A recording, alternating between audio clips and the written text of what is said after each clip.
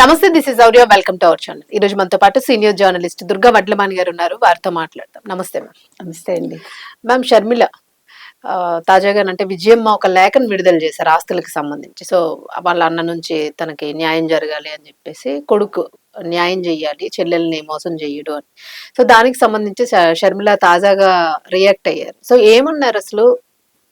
అసలు ఎలాంటి కాంట్రవర్సీ నడుస్తుందని అనుకోవచ్చు దీని మీద? అసలు మన శివప్రసాద్ రెడ్డి గురించి మాట్లాడుకున్నాం కదా, అధికార ప్రతినిధిని అంటూ ఆస్తుల గురించి ఆయన మాట్లాడాడు. మధ్యలో ఆయన వచ్చి అసలు మాట్లాడారు. ఆయనకు సంబంధం ఏంటి? అందుకే ఆవిడ ఏమంది, వైసీపీ సైతాలను మురుగుతున్నాయి, నువ్వెందుకు కుక్కల చేత మురిగిస్తున్నావు అని అడిగింది. ఓకే, కౌంటర్, గట్టి కౌంటర్. అది మామూలు కౌంటర్ కాదు. నీకు దమ్ము లేదా అని అన్నగారిని అడిగింది షర్మిల. షర్మిల చాలా కరెక్ట్ మాట్లాడుతుంది. ఎదుర్కొనే సత్తా లేదా నీకు? ఆవిడకుండే ధైర్యంలో వెయ్యవంత ఆయనకు లేదు నన్ను అడిగితే. అంతే కదా. అంతే. ఆయన కుటుంబ ఆస్తులండి. రాజశేఖర్ రెడ్డిని వీళ్ళు ఎవరైనా చూసారా? ఇప్పుడు ఈ మాట్లాడుతున్న వాళ్ళందరికి అంత చనువు ఉందా? అవును. కేవీపీ కంటే వీళ్ళందరికీ తెలుసా? ఆవిడ అంది కదా. అవును. విజయమ్మ అన్నారు కదా, ఆయన సన్నిహితులందరికీ తెలుసని. తల్లి అబద్ధం చెప్తుందా? అవును. పైగా నువ్వు సంతకం తల్లి పెట్టలేదు అంటున్నావు కదా, మరి నీ సాక్షి రిపోర్ట్ ని పంపించి నువ్వు బయట తీసుకోపోయావా అని అడిగి. కరెక్ట్ గా అడిగింది. మామూలుగా కాదు. ఇంకే బాటా చెప్పుతోటి ఏదో అంటారు, అలా ఉంది పరిస్థితి. అదే ఉన్నట్టుంది. అంతే కదా. ఆయన మధ్యలో ఇన్వాల్వ్ అవ్వాల్సిన అవసరం పార్టీ సభ్యులకి ఏముంటుంది? అసలు పార్టీకి సంబంధం ఏంటి? ఆ శివప్రసాద్ రెడ్డి ఏమన్నాడు, పెళ్లి అయిపోయాక 30 ఏళ్ల తర్వాత నీకు ఆస్తితో సంబంధం ఏంటంటాడేంటి? నువ్వు కూడా కాదు, అసలు పూర్తిగా రైట్ గురించి ఆయన మాట్లాడడం అనేది. అదే ఆడవాళ్ళ రైట్స్ గురించి రాంగ్ గా వైసీపీ వాళ్ళు మాట్లాడుతున్నారు. మళ్ళా మహిళలకి చేస్తామంటారు కదా ఇప్పుడు వైసీపీ వాళ్ళు. ప్రభుత్వం అదే అందుకని వైసీపీ వాళ్ళని ప్రజలు గమనించారు. పెళ్ళైపోయాక నీకేంటి హక్కు?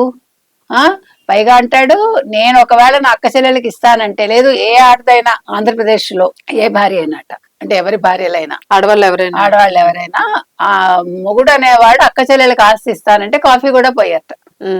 ఆంధ్రప్రదేశ్ లో ఇంతవరకు ఎవడు ఆస్తులు ఇవ్వలేదు ఆడవాళ్ళకి. మరి ఎన్టీ రామారావు గారు తెచ్చిన చట్టం ఏమైపోయిందో? వీళ్ళు కొత్త చట్టాలు అయినా తెచ్చే ప్రయత్నాలు చేస్తారేమో. నెక్స్ట్ ఉతిగా ఆరేస్తారు జనాలు.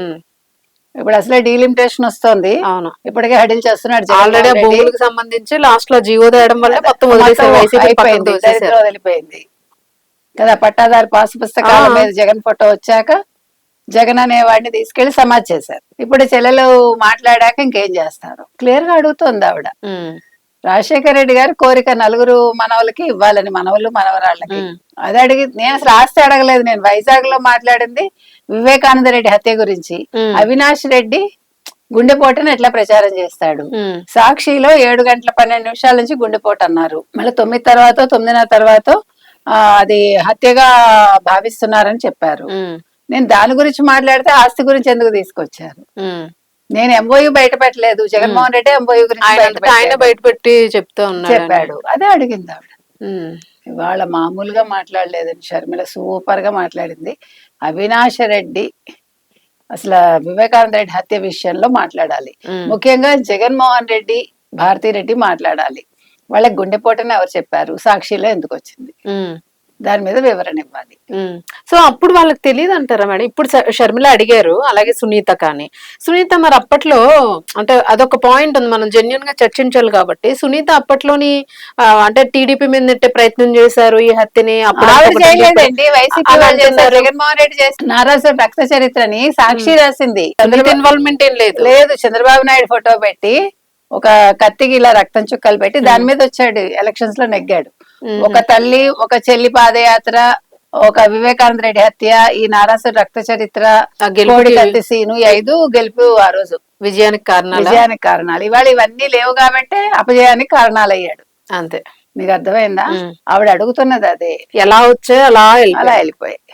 ఆ రోజు అసలు సునీత లేదు అక్కడ. హత్య జరిగినప్పుడు ఆవిడ హైదరాబాద్ నుంచి తర్వాత బయలుదేరి వచ్చింది. అది కూడా చెప్పింది షర్మిల. మీకు అర్థమైందా? ఓకే. అందుకని ఇప్పుడు సునీతకి ఏం తెలియదు, ఎక్కడో ఉంది వచ్చింది. ఇప్పుడు మీరు చెప్పింది నేను చెప్పింది నమ్ముతారు కదా, అవును అట్లా జరిగి ఉండొచ్చు. అవును. యాక్చువల్ గా షర్మిల ఇప్పుడనే కాదు మేడం, ఇప్పుడు ఏదో వాళ్ళ అన్న చెల్లెలకి ఇష్యూస్ వచ్చాయని కాదు, స్టార్టింగ్ కేసు స్టార్టింగ్ నుంచి అమ్మాయి అటే వాదిస్తూ ఉంది. డెఫినెట్ గా వివేకా పైగా నేను గారి సైడే అమ్ముడుపోయాను, వాదిస్తూ. సునీత అమ్ముడుపోయింది, అవును. తెలుగుదేశానికి వాళ్ళు డబ్బులు ఇస్తున్నారు మాకని ఇలాంటి పనికిమాలిన ప్రచారాలు అవసరం చేయొద్దని వాళ్ళకి? అంది. అవసరమా? విజయలక్ష్మి కూడా ఏం లేదని. సారీ, విజయలక్ష్మి గారు కూడా అమ్ముడుపోయారట ఉమ్. చంద్రబాబు నాయుడుకి, ఆయన కొనేసట. మెంటలా అదే. అసలు ఏం మాట్లాడతారు అంటే. ఇవాళ అసలు భారతీరెడ్డి ఎందుకు స్పందించదండి? ఆవిడ అసలు బయటికి రాదు, ఆవిడ అసలు. ఆవిడ నడిపిస్తుందంతా అందరినీ పప్పెట్లను చేసి. ఉమ్. అందుకని ఇవాళ ఆవిడకి ఏం షర్మిల, తెలియదు అంటారు మేడం, చాలా సెన్సిటివ్, చాలా ఇన్నోసెంట్ నాకు తెలియదు, మనకు తెలియని విషయాలు మాట్లాడొద్దు.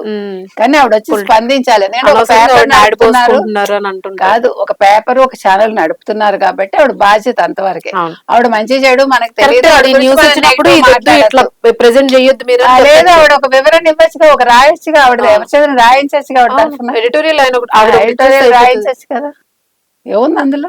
అవును. ఆవిడ మంచి చెడు మనకు తెలియదు. నేను ఆవిడ వ్యక్తిగతంగా నేను ఎప్పుడు మాట్లాడలేదు, మాట్లాడను. ఉమ్. ఇష్యూ వరకే మనం మాట్లాడతాం. ఉమ్. కాబట్టి ఇవాళ షర్మిల అనే వ్యక్తి కూర్చోబెట్టి దుమ్ము దులిపి పడేసింది. ఉమ్. ఆ శివప్రసాద్ రెడ్డిని ఏకి పడేసింది. ఏకాలి జగన్ భార్య ఆ బంధువులు తప్ప చుట్టూ ఉన్న వాళ్ళు మాట్లాడడానికి హక్కు వాళ్ళ లేదన్నట్టు ఫ్యామిలీ వరకే మాట్లాడాలి, గట్టిగా ఇచ్చినట్టున్నారు. శుభ్రంగా. రైట్, మరి ఆయన ఎట్లా స్పందిస్తారు మరి దీని మీద? ఆవిడ జగన్ గారి భార్య ఎక్సెల్ తో ఉతికింది ఆవిడ. Surf Excel ఎక్స్ట్రామాటిక్. ఎక్స్ట్రామాటిక్ కావాలంటే ఎక్స్ట్రామాటిక్. ఓకే ఓకే, చూడాలి మేడం అసలు ఏం జరుగుతుంది అనేది. ఈ ఒక్కటే పట్టుకొని కన్ఫ్యూజన్ చేస్తూ ఉన్నారు. సో ఈ రోజు షర్మిల గట్టిగా వాయిస్ ఇచ్చారు కాబట్టి క్లారిటీ. Thank you.